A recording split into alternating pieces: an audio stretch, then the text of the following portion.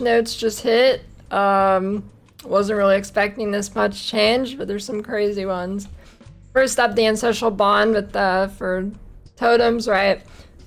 Basically, the TLDR for this is, and this is surprisingly a hard thing to read. It was pretty unclear to me.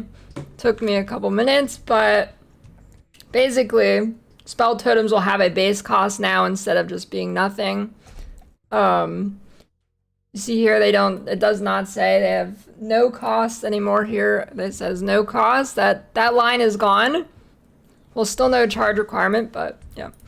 So they have a base cost, and this is bad for a few reasons.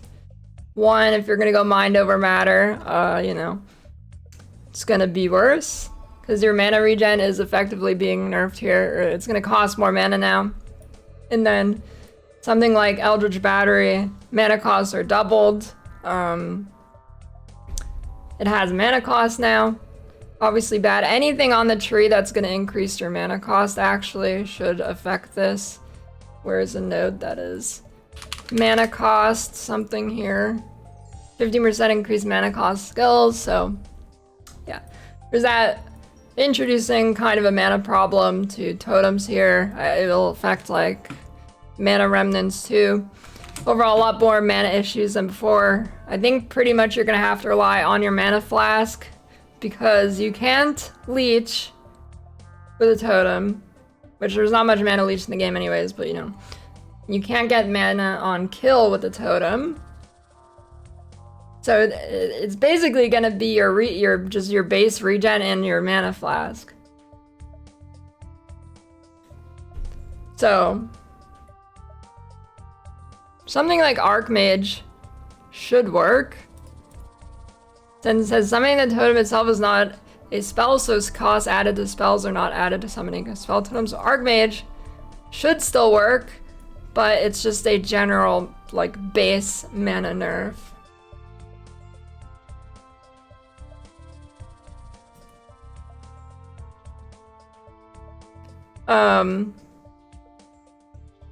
And then same thing with many skills with 0 mana. Now they can gain additional costs.